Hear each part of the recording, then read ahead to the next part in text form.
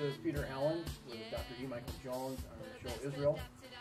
And Mike is, again, writing another book. And we have the first part of it here that I've been reading. And the title of this first part, I don't know if the title is of the whole book, but it's called The Rise and Fall of the New Atheism. And just a summary of it, it's atheism and evolution, and then where it's playing out, especially as it relates to the English and the American Empire. Now, the scripture that we were talking about, that what you're doing reminds me of, is in Proverbs.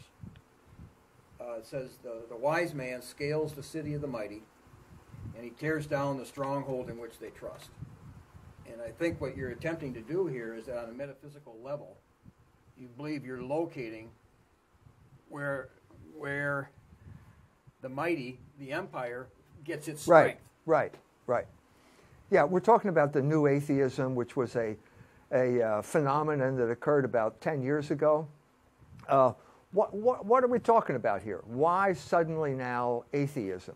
Well, I think there are a number of ways to answer that question, but one of them is that basically we have the inner logic of the regime working itself out over time to the point where it will finally put its cards on the table and say, this is what it's all about. And it fits in with other things I've done. Basically, what you're saying is here that this is atheism is freedom. Basically, now there's no God, so therefore you're free to do whatever you want. Okay, so it's always an impetus to sexual liberation. We've already talked about this.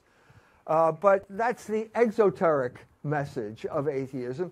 The esoteric message is, of course, the exact opposite, which is basically from the point of view of the people who rule over us, the oligarchs who rule us with an iron rod. What they're saying is, there's no God, and that means we don't have to exercise any moral restraint in exploiting you or crushing you when you get in our way or anything like that. All the glove is off, the iron fist is ready to smash you now.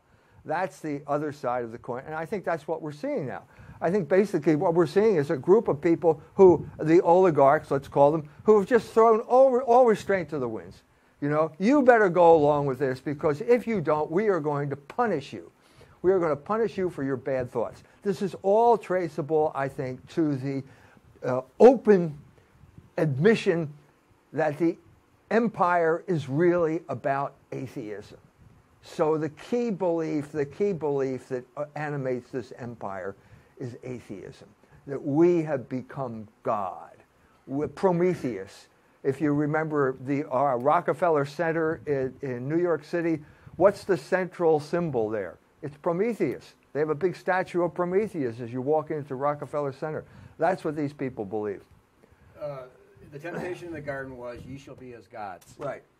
And then you were, in your article, your evolution wants to give you the idea that we started out real primitive, many gods. Okay, you can say that. Okay, I just said that. Let's say I'm an oligarch and I tell you that. Well, you're going to say, oh yeah? Well, who says so? You know, so it's not as if they're just going to come out flat out and say what I just said. No, they're not going to say that. They need some type of philosophy or ideology that will give this plausibility, and that is evolution. There's not one new atheist in the bunch in this whole era, this whole 10-year period, who has not referred to Darwinism as the proof that there is no God. Now, obviously, you cannot prove a negative. You cannot they even admit that. You cannot prove that God doesn't exist. And this is where the argument from evolution kicks in. But I was listening to Robert Sungenis, and he was quoting a study, I think it was in Germany. People were not going to church, so they were trying to figure out why they weren't going to church. He said 47% said it was they believed in the scientific explanation of the worldview as opposed to the church. Right. So what they bequeathed, and this is important even for countries that are not like America, you know, like the headquarters of the evil empire. Let's take a country like Iran or like India. Okay, I was in India a couple of years ago in winter, and I was in Mumbai, and so we first went to the temple of Ganesh in Mumbai, and you stand in line, and before you get to the Ganesh, who's a kind of chubby fellow with an elephant's head, there's a big silver rat, and the Hindus will walk over and they'll put a garland around the rat's head and a little mat on the back of the rat, and they'll whisper in the rat's ear. And that rat is then supposed to run to Shiva to have him do, what you're asking for. Mediator. Okay, and then you finally get to Ganesh, and there's the statue, and basically the Hindus there, gives the priest something, and the priest gives them something in return, and that's kind of, they're the first fruits. You hand it over to Ganesh, and then you leave. So we left, and we went to the Nehru Science Center. And the Nehru Science Center, when you're waiting to get in there, there's a huge mural of creation, basically. And it's like the Ascent of Man mural in the New York, it's a science museum, so it's like the New York Museum of Science, where, evolution, you see the whatever it is crawls up out of the water, and then it's a monkey, and then it's a bent over man, and then it's a standing up straight man, and then it's Teddy Kennedy or something like that. Everybody was whatever. Okay, well, this is a little bit different because it's from the beginning, the Big Bang, which is the beginning. Well, what's the beginning? Well, it says there, atoms formed. Okay, atoms formed. What do you mean? You mean shit happens? Not Adam, A-D-A-M. You're talking about Atom, A-T-O-M. atoms form. Yeah. Well, wait a minute. There's no foundation for this. And so it's like the Indian cosmology. There's no foundation for that either. It's like, the world's on 4 elephants. The 4 elephants are standing on a turtle. Well, what's the turtle standing on? Well, it's turtles all the way down. Well, it's atoms formed. Get to the heart of the matter here. There is a radical philosophical, metaphysical incoherence that is part of this scientific ideology, but what they have received is basically a dichotomy from us. Even if they don't agree with everything, the dichotomy is basically religion on the one hand and science on the other. Which fits in with separation of church and state eventually. Right. It will eventuate in that in some countries. But even in Iran, where they have abolished the separation of church and state, they have an Islamic theocracy, they basically accept the same dichotomy. And what does the dichotomy mean? Well, religion is okay. You can have these beliefs, if they're consoling to you. They're kind of like little warm thoughts that you have to keep you, keep you calm during a storm or something like that. But they're not real. If you want to go to reality, you have to go to science. And I think this is what happens. We talked about it this weekend. We're together. You had the experience at Notre Dame. Our friend had the same experience. You walk in as a freshman, and they give you a course in geology in which they tell you basically what I just said. Okay, that you can have your religion, call it Catholicism if you want, and if you find it consoling to go to Mass and stuff like that, that's fine. But it's not real. No. The only real thing is science. Science says, and then we have, all of the atheists are in unanimous agreement, science says evolution. That is science. They're synonymous. Well, I used to have a show. I kept my textbook from Father Murphy my freshman year, and it's from Yale. I was there in '70. It was published in '69. And in the beginning, it says there used to be these fantastic beliefs that people believed that the Earth was created like 4,004 years ago, and it just kept hitting on these, very unscientific analysis by big professors. Right. They were just so wrong, and then with the discovery of Darwin and all, just overturned. So this is another instance. We both went to the 50th anniversary celebration of Land of Lakes at Notre Dame, where they all got together. The college professors got together and patted themselves on the back for being agents of governmental social engineering, and for which they have been amply rewarded financially. And if you ever need a place where that's proof, go to Notre Dame. And they've got money to burn over there because they're charging their students $65,000 a year. And in addition to that, they get government grants. Okay, so this is what they have done. And basically, Darwinism is absolutely essential to the social, the intellectual re-engineering of Catholic students. And you found that yourself because one of the first courses you have is geology, isn't it? Well, yeah. I mean, back then you weren't allowed to pick your courses. I mean, symbolically you did. I said, well, I'll take these 5. Well, they didn't, I didn't get any of those 5. So I was given behavioristic psychology, which was B.F. Skinner. I mean, I was reading B.F. Skinner's writings right away. Father Murphy, geology, which was pure evolution. It didn't even bring in theistic evolution. It was out of Yale. Well, you're unaware that this is even a factor. No, you're unaware. This is a form of child abuse. They should all be arrested for child abuse, because this is what it is. Because I don't think any of the students, even prior to me, knew this is. No, and first of all, it's you're not letting people know what they're in for. It's false advertising. It's child abuse, and all they do is congratulate themselves for what a wonderful job they've done, because they've made money, and that's their god over there, right next to evolution. Or evolution and the money god both have niches in the same pantheon, if you want to put it that way.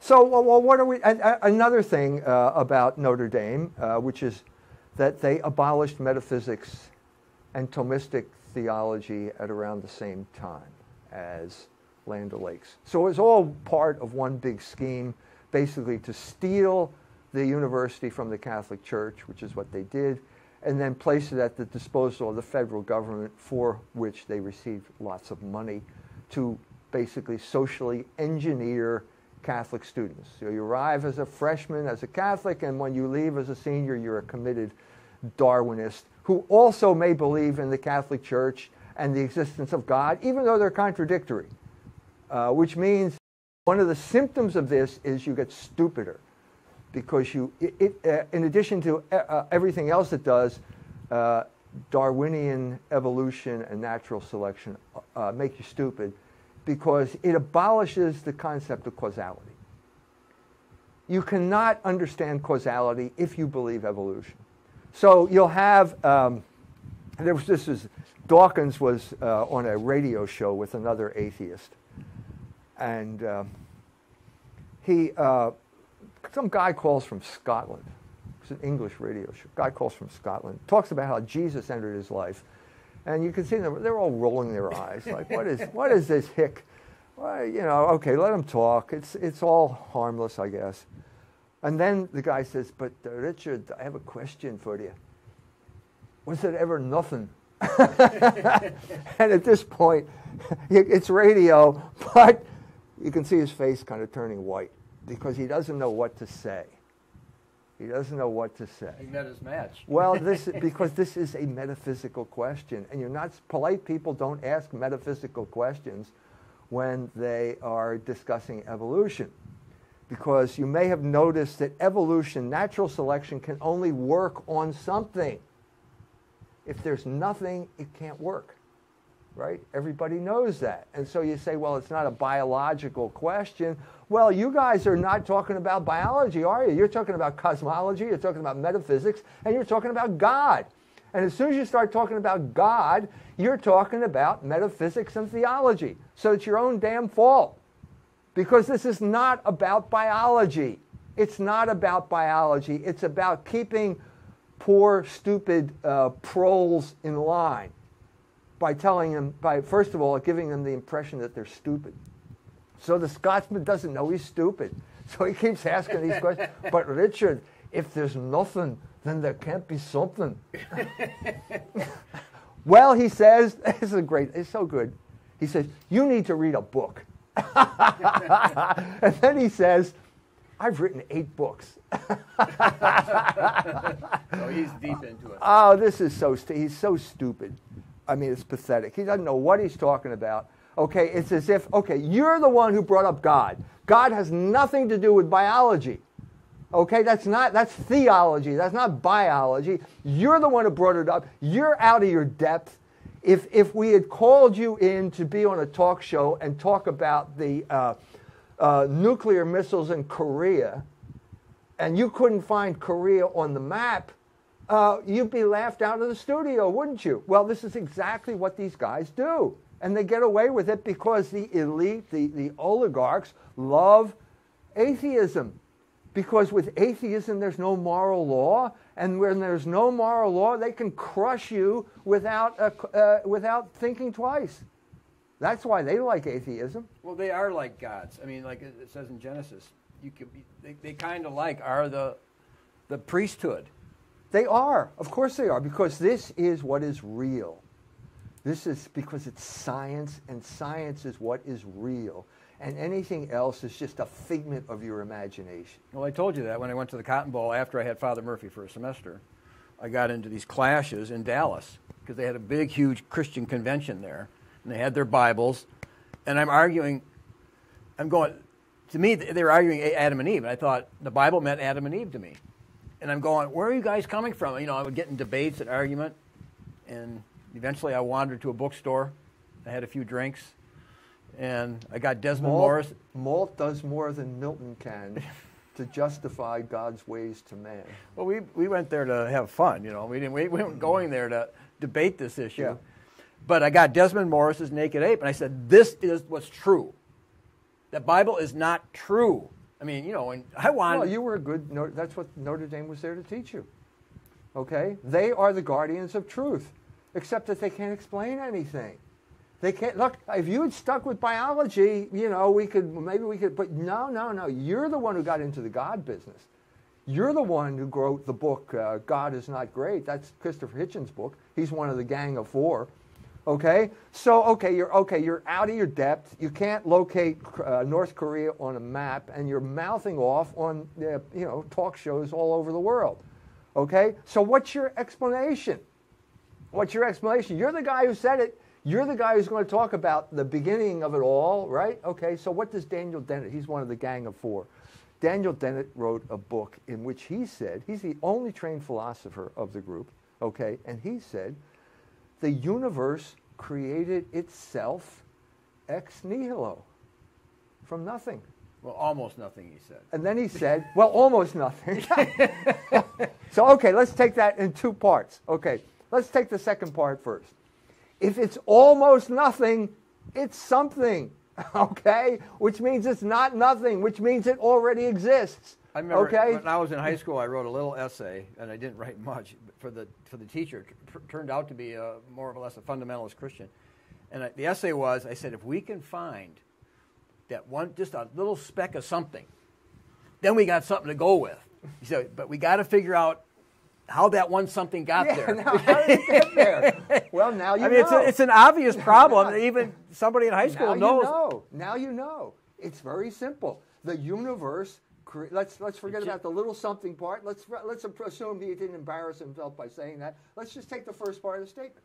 The universe created itself ex nihilo. There's the answer, right? Well, no.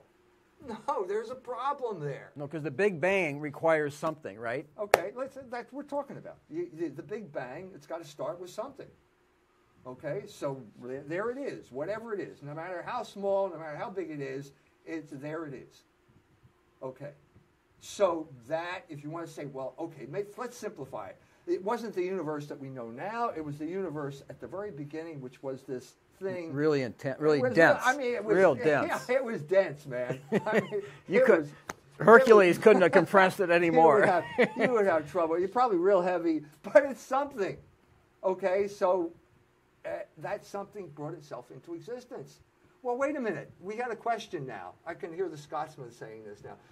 Well, if it brought itself into existence, it had to exist before it existed. Well, how do you know that? I mean, that's where they have to beat you. No. This is because I have reason, and there's no way to get around that. And I don't care how many atom smashers you have to answer that question. In order to create itself, it had to exist before it existed. That's impossible. There's no way you can get around the fact that that's impossible, so that cannot happen. That cannot happen. The scripture would say these people are cunning deceivers and they're malicious. I mean, they would describe because they're trying to lie. Stupid, or maybe they're just stupid. But somebody's behind it. I know there are people behind it, but I mean, this is right up there with stupidity. It seems to me. Okay, they have no training whatsoever. This man supposedly has training as a philosopher, but he doesn't understand the fundamental fact of you can't exist before you exist. Right, It's and he just impossible. tries to sneak it in without you So noticing. how do they sneak it in? How do you get around this insurmountable fact? Well, you bring up Darwin, and you bring up natural selection, and you say, well, it's like a lot of small steps. A lot of small steps, and even our favorite atheist, Richard Dawkins, has to create a myth. Now, normally they don't create myths. This is antithetical to the whole English ideology. Newton said, hypothese non fingo, I frame no hypotheses, but in order to explain himself, Dawkins has to create a myth, and the myth is called Mount Improbable. And the issue is, how do you get to the top of the mountain? Well, there are two ways, he says. Okay, there's a steep cliff overhang, and you can try and jump, but you're never going to make it. But there's another side where it's a gradual step, and this is the essence of evolution. I mean, once you can get to the mount, then it's possible. So what's at the top of the mountain? It's something like an eye. Okay, how do you get to this organ of complexity? And the discussion about evolution just goes round and round in circles about complexity. It's not really essential to this discussion. I don't care what it is. Let's make it as simple as possible. The simplest thing you can imagine, with no complexity whatsoever. How do you get there from nothing? First of all, there's no cells that are the smallest cell is super. There's no cell that's simple. No, it's super. Every cell is incredibly complex because it is there. It has a purpose to fulfill. So it's as complex as a 747. That has a purpose to fulfill, and so therefore complexity is there to fulfill the purpose. If you have no purpose, well, you don't have to have anything. And certainly something simple will be just as good as something complex because there's no point to it. But as soon as you have a point to it, well, then you have to have complexity. And as soon as you have complexity, you have to have design. But that's another discussion. Because that's what you said. Newton kind of got rid of that teleology. Teleology, he banned teleology from the universe because he changed the whole understanding of motion. Okay? But that's another, it's related, but it's another issue. How do you get, let's say, what are these small steps? What do they mean by that? If you talk about the eye, okay, you have Christopher Hitchens in his book, God is Not Great. Now, there's a journalist, he doesn't have any competence in biology, certainly no competence in philosophy, certainly no competence in metaphysics. So he says, well, we evolved from blind bacteria. Okay, all right, that's good. I mean, it doesn't explain how the bacteria got there, but we'll give you the benefit of the doubt, okay? From blind bacteria, we have the eye. Okay, how did you get from being blind to having the eye? Well, there's no explanation for this possible according to natural selection, because natural selection has to work on something.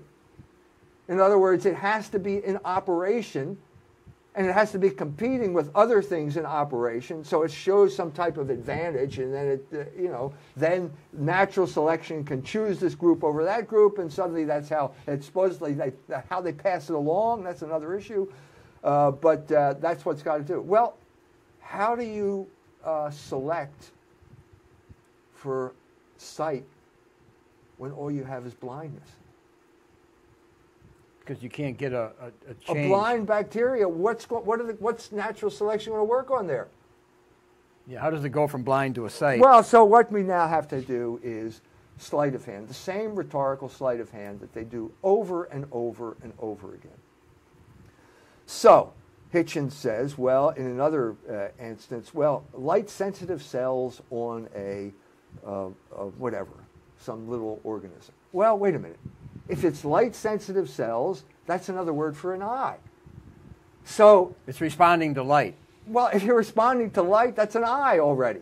So what's the sleight of hand? Basically, you're saying the eye evolved from an eye. So well, it's not blind bacteria no, at that point. No, it's not. It can't be. It can't be because natural selection can't work on that, and there's no evolutionary value in structures that don't see. It can't select. In other words, if the organism has an eye and it can see something and it goes over and eats it, then it gets bigger and stronger, it can pass on its genes. Well, if it's blind, there's no natural selection possible here. Can't see anything. That's what blind means. But see, you're proving what you made, one of your points is that these people do not want there to be a God, right? I mean, right. and so they're working to get what they want. Yes. So basically what you're saying here is it's irrational. This denial of God is irrational. You can prove the existence of God. It's not an article of faith, it's an article of reason. So as I said, I was in Delhi, okay, and there's the Hindu boy in the class. I give a little talk, and the Hindu boy stands up and he says, can you prove the existence of God? I said, yeah, I can. Now, why do you think he asked that question? He just was free to do it? I mean, it just happened? I think because he's a Hindu. And he understands that there's some type of lack of foundation. So he wanted to know what you would say from your perspective. I think he understood intuitively that there's no foundation to anything that goes on in India right now. There's no logos to the religion. There's no metaphysical tradition. And science is basically atoms formed. That's what he learns when he goes to the Nehru Science. And how old was this? 16. 16. So he's at the age. I mean, that's the age that I wrote that essay. Yeah. So you're starting to ask these. This is a metaphysical question. Yeah. And I said, yeah, I can. So I said, nothing comes from nothing. There is something. Therefore, there was never nothing. This something could not bring itself into existence. Because in order to do that, it would have to exist before it existed. And that's impossible. Therefore, something else had to bring this into existence. Now, I didn't go into this, but I mean, basically, we have the, I could have brought up, well, maybe some other created being brought it into existence. Well, that's what they tried with the aliens planet thing. That's maybe it was emanations. Maybe it was the demi-orgos. There are all, basically, in the history of philosophy, there are all kinds of ways people have tried to bridge the gap between God and material existence. So, all right, even if you say that, okay, you could say that. Ed Feser did this analogy from his book. He said, if you look at a caboose, and the caboose is moving, why is the caboose moving? Well, because it's attached to a boxcar. And then you can say, well, why is the boxcar moving? Well, it's attached to another boxcar. So at this point, you could say, well, maybe there's an infinite number of boxcars. Well, that's not going to work because a boxcar can't move by itself. So it means that because the caboose is moving, there has to be a locomotive, something that has the principal motion within it. Or you can take it the opposite way, which I did in the same introduction. Let's say you want to build a bridge. Okay, in order to build a bridge, you have to. There's the water there. You got to put a form into the water made out of wood. You pump all of the water out of that form, and then you get to the bottom. And then, well, it's mud. Well, what you have to do is you find something that does not move. So it's the opposite of the boxcar now. It's something that does not move. You can't build a bridge unless you find something that does not move. Water will move, mud will move. Finally, you get down to the bedrock, that will not move, and then you can start building the bridge. Now, the analogy to the boxcar would be, well, maybe I have an infinite number of bricks. Well, it doesn't matter if you have an infinite number of bricks. Unless something doesn't move, you can't. That bridge won't stand. Right. This is the elimination of the infinite regress, which I did not go into with the guy. So I said, this thing could not have created itself. Therefore, something else created it. That something is what all men call God. That's it. Now, there is no way to refute that. You can go to all kinds of histories of there are philosophers who have tried, and they failed. If you want to go on YouTube, the ultimate authority on everything. Okay, type in Copleston Russell, and you'll get the that debate. The debate between Frederick Copleston, the Jesuit who wrote the history of philosophy, and Lord Bertrand Russell, the famous philosopher of the 20th century. And Copleston goes through his proof, which is basically, you can't have an infinite succession of contingent beings. You know, why do you exist? Well, you didn't bring yourself into existence, did you? No. Your parents brought you into existence, okay? Well, who brought them into existence? Well, their parents. Well, are you going to have an infinite line of parents? No, it's like the infinite line of boxcars. No, it's not going to work. You have to have something that didn't have to have someone else bring it into existence. And Russell couldn't handle it. Well, he said that's the necessary being. All men call this God. And Russell says, basically, I think we should change the subject. Yeah. Because he didn't know what to say. He tried to pin the ontological argument on him, which is not what this is. He failed, and they said, well, let's change the subject. Now, how I see it, Jesus said, watch out for the leaven of Herod. And I see Herod as the government.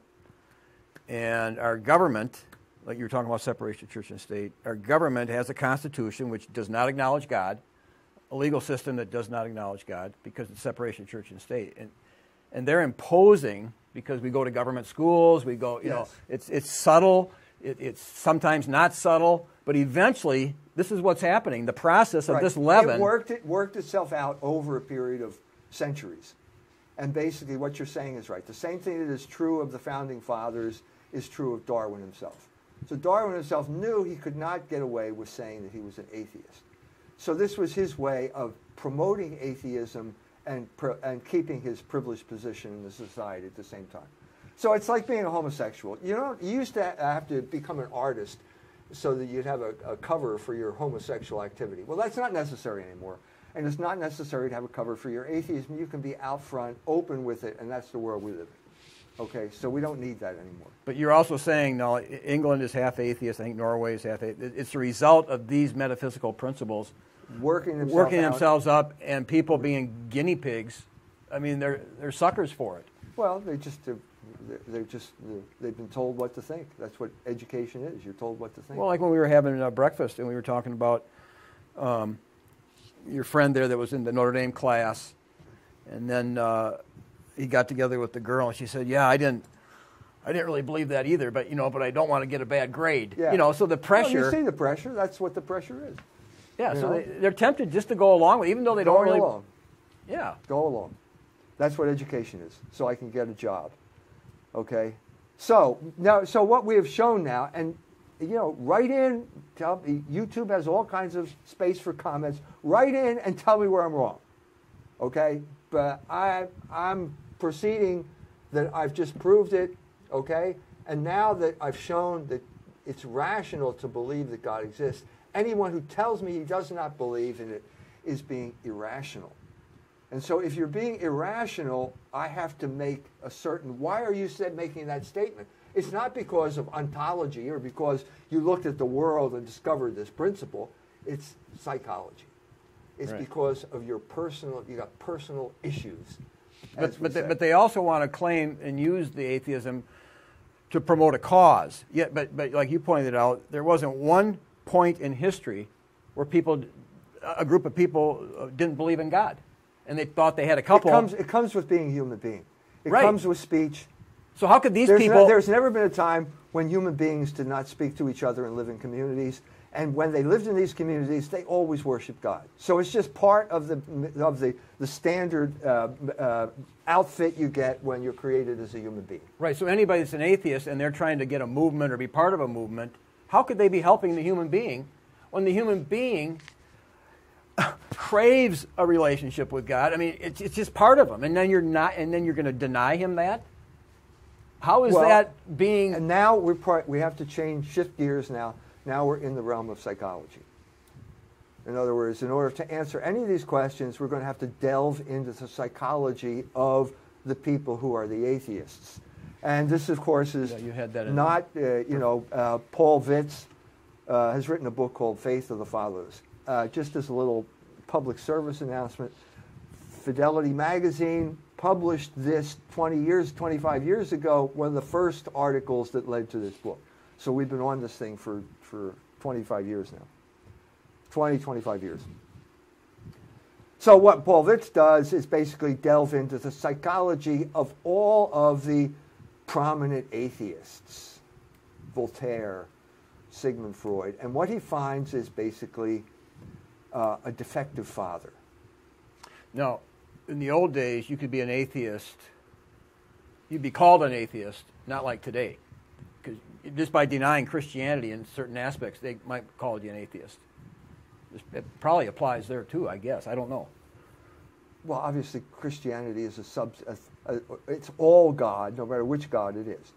But the point here is that it's defective father. So, Richard Dawkins, don't know.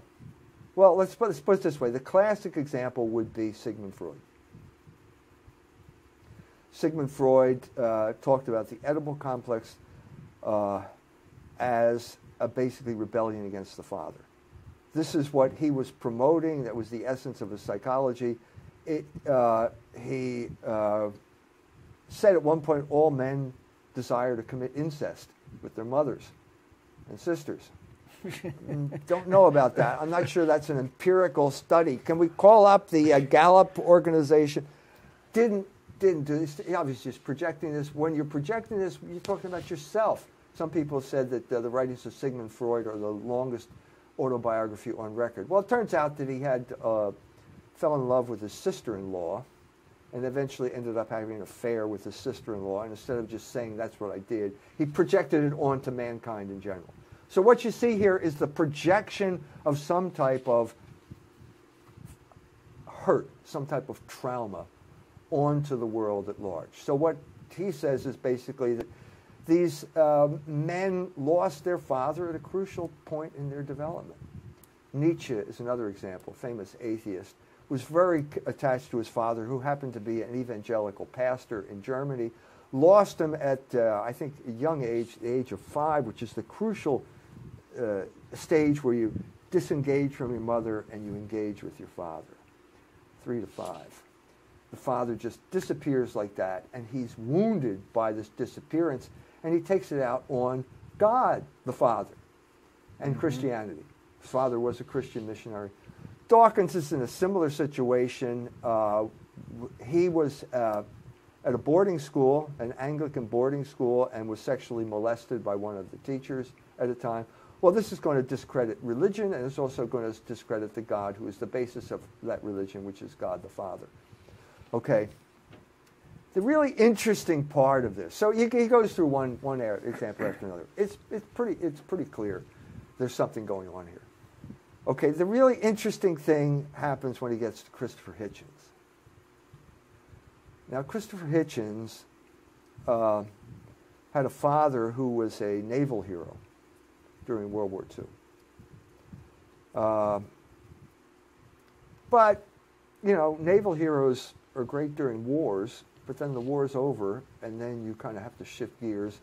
And he was in the Navy at the time when the British Navy the government decided it can't afford it anymore. So he got downsized. And at this point, he became an accountant. And so he was, in a sense, a defective father.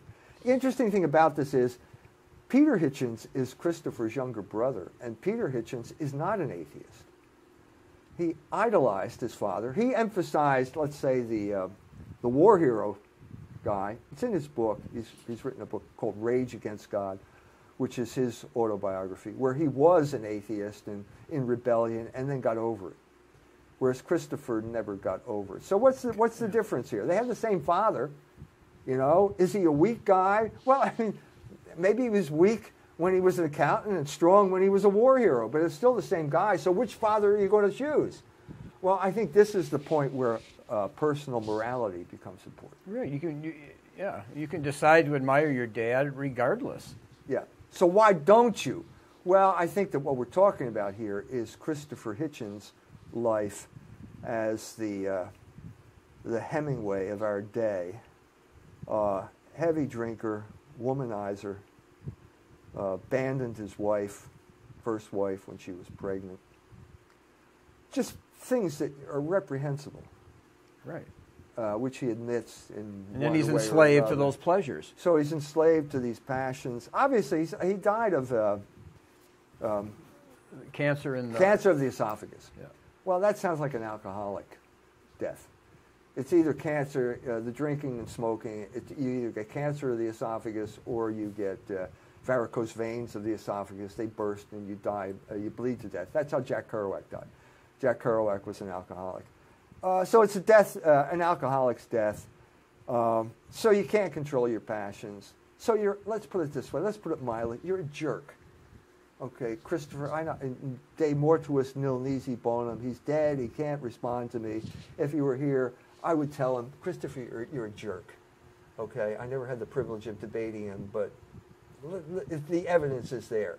So what is the cause then? I think in addition to this sense of failed father, it's the life you lead, of morality, especially sexual morality. And lo and behold, it turns out that Aldous Huxley, the grandson of T.H. Huxley, who was the biggest promoter of Darwin, said that we loved meaninglessness, i.e. the Darwinian universe, where there's no meaning to the universe, because it allowed us to act out our sexual desires. Well, it sounds like to me that Christopher Hitchens is a classic example of this type of thing. So you don't want to follow the moral law because you want to do what you want. So who's the author of the moral law? Well, it's God. And so if you discredit God, well, then the moral law. Why should I, if the God doesn't exist, why do I need to follow the moral law? Because he created it. And so therefore, it's just a worthless piece of paper. You're talking about the fathers. At breakfast, it brought up that the whole World War II generation, that would be Christopher Hitchens' dad, but the Americans seemed to have failed. And so everybody in our generation, the baby boomers, felt, in a sense, a father deprivation. Well, I think that now you're getting to Paul Vitz has his explanation. Like the first explanation, why do we have this atheism craze all of a sudden? Well, I think Vitz is saying, well, it's a sequel to the sexual revolution, basically, where basically the fathers walked out on their responsibilities, and because they walked out on their responsibilities, you have a whole generation of people now who can't believe in God. Well, God is an exalted father. That's what Sigmund Freud said. He's right. God is an exalted father, but not in the sense he understood it. You get your idea of who God is from your father. But you're saying that the World War II generation, in a sense, is what everybody believed, walked out on their responsibilities, spiritual responsibilities to impart truth, Christian truth, whatever. But they did their own thing. World War II changed them. There was some social engineering. The main effect of war is the corruption of the morals of the people who take part in it. So if they were corrupted, they couldn't pass on good morals. So they're corrupted. They come back. They were the most socially engineered generation in American history because they were all in the army. And the army is nothing but social engineering. 16 million. And so what they all come back to home, back to the United States, and now where the United States is in the business of social engineering. You're not going back to your hometown. You're going to Levittown.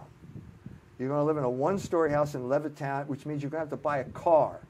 And you're also going to buy a television because you're not going back to that ethnic neighborhood. So when you left for war, you were Polish or you were Irish or something like that. And now you come back, and you're not going back to that neighborhood because all the black people are moving up from Mississippi to drive you out, which is also part of the social engineering. And you have to find a home in the suburbs because, well, let's face it, we needed new homes. The homes hadn't been built for 15 years.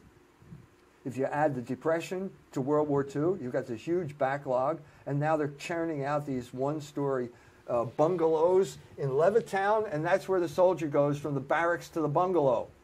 And he becomes a guinea pig in another experiment.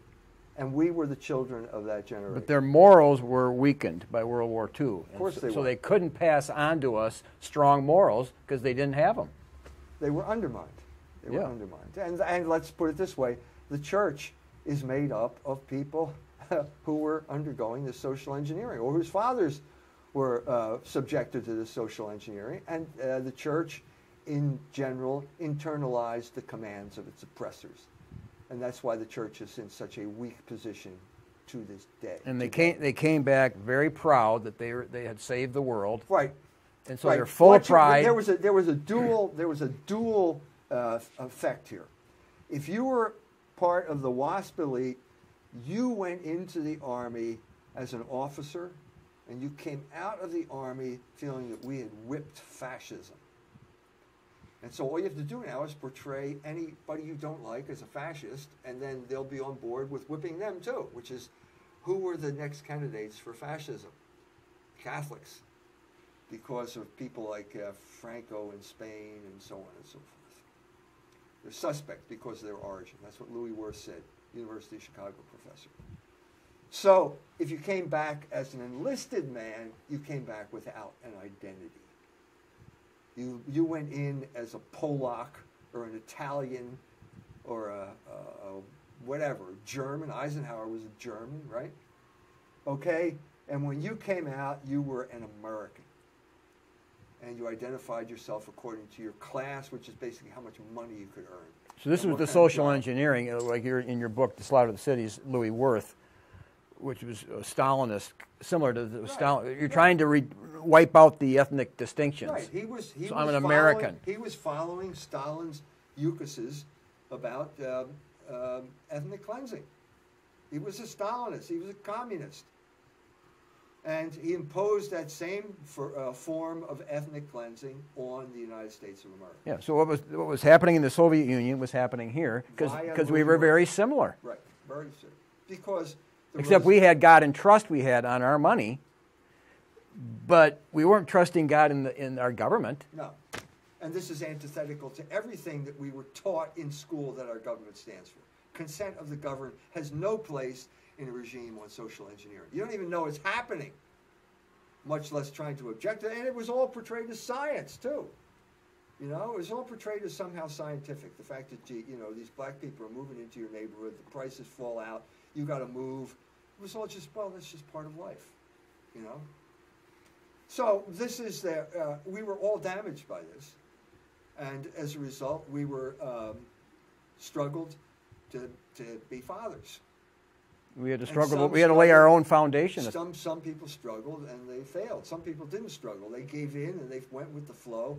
And as a result, their children find it hard to believe in God. Right. So it's the grandchildren of the World War II right. soldiers who, it's in my case. I mean, in my family, I see it, that are the new atheism, and it's based on evolution because I know directly in my family, my nephews.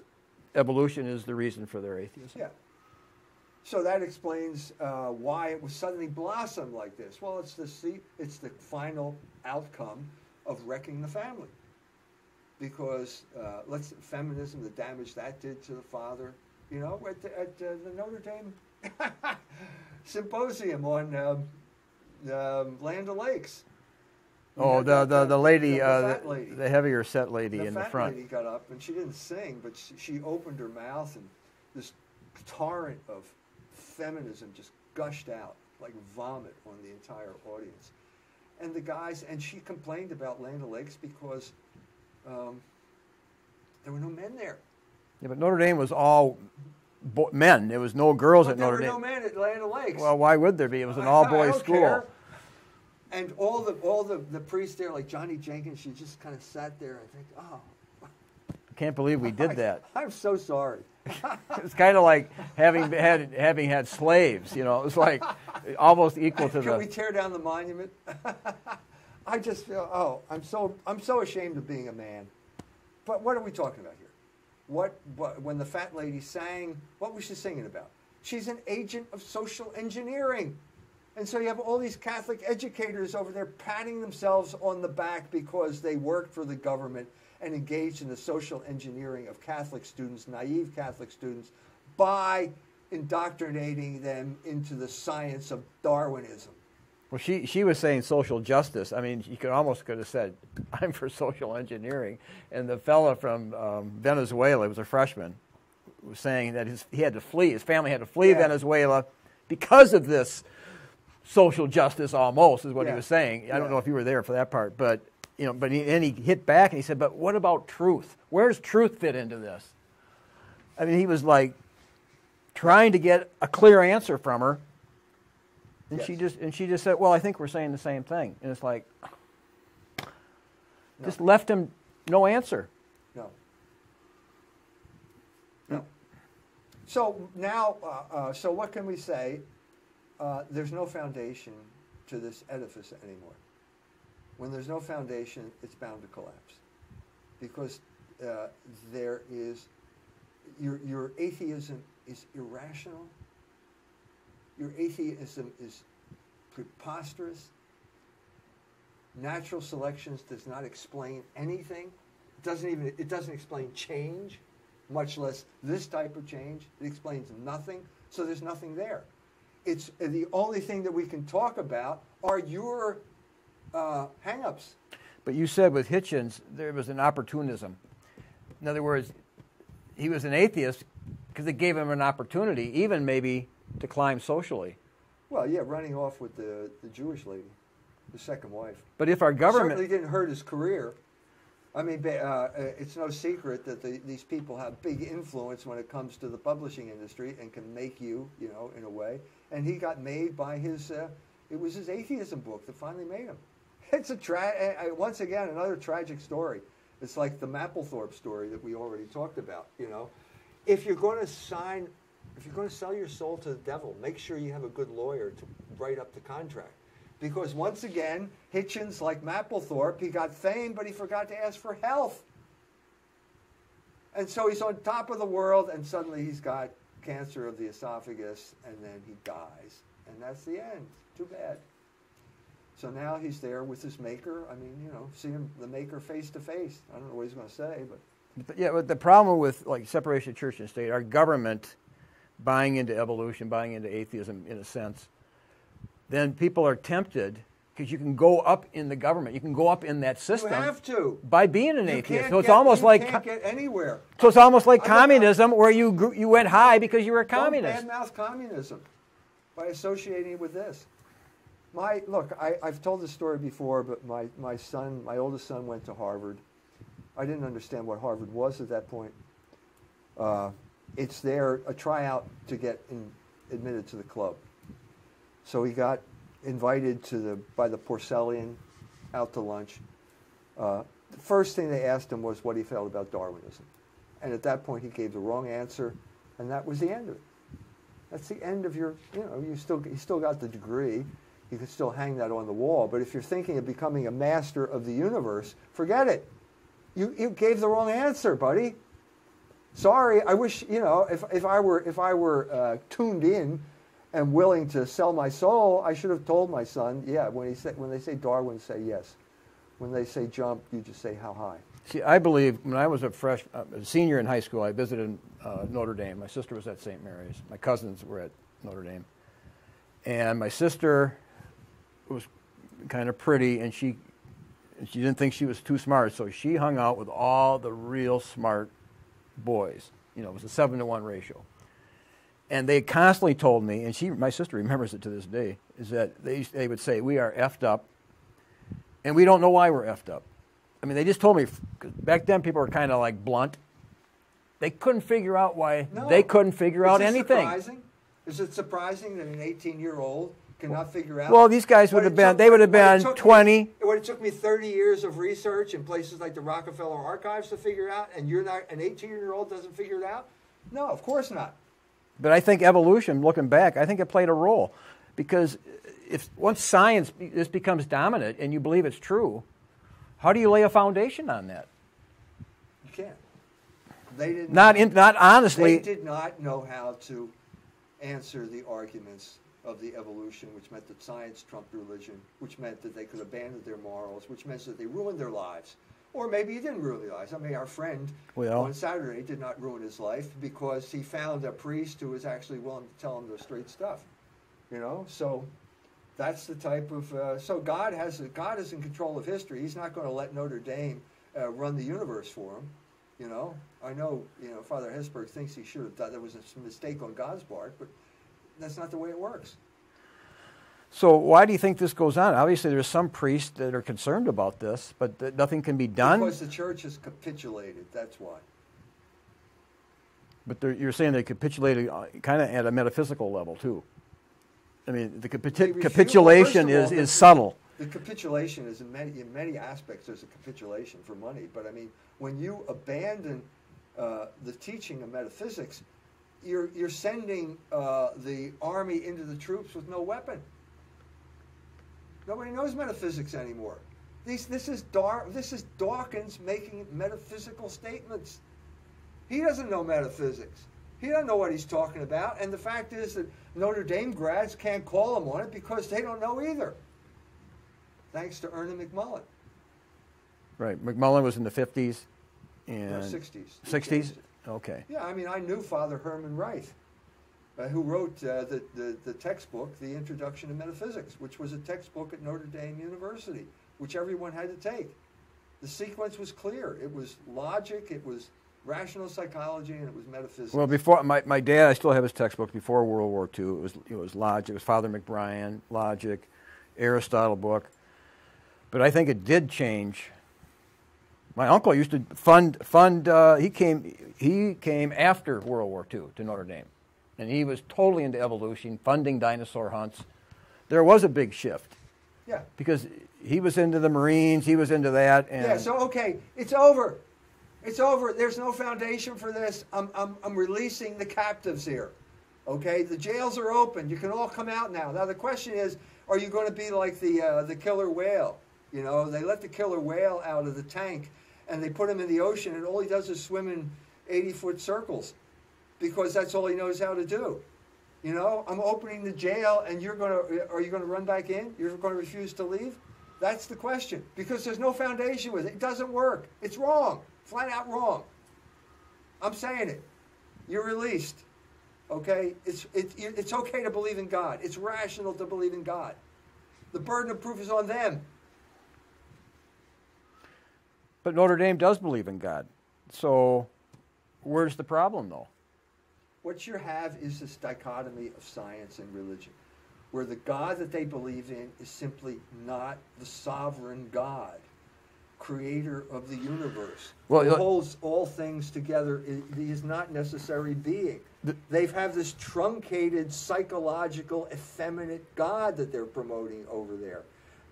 I'm saying, in spite of the fact, I mean, they have a liturgy over there. They follow the rubrics of that, you know. But when it comes to exploring any contradictions, they immediately capitulate, and they go with they let the contradictions science. Lie there. They let the contradictions which lie there. tend to psychologically just wipe out the students. They can't. You cannot have contradictions in this regard. No, you have to always work on a contradiction. And basically, you can only believe in God if it's real.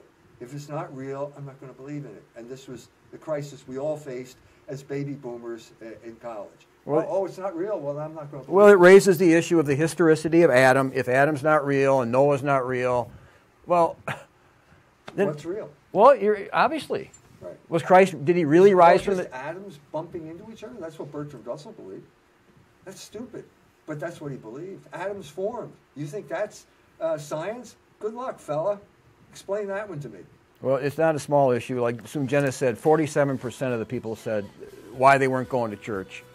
They've been persuaded by the scientific... Yeah, well, that's what I'm saying. That's why it's important. Okay, this is Peter Helland on the show Israel, Dr. E. Michael Jones. It's a privilege to have him on. So till the next time, God bless. I've gone to this effort. Talk to me, child. The best adaptation.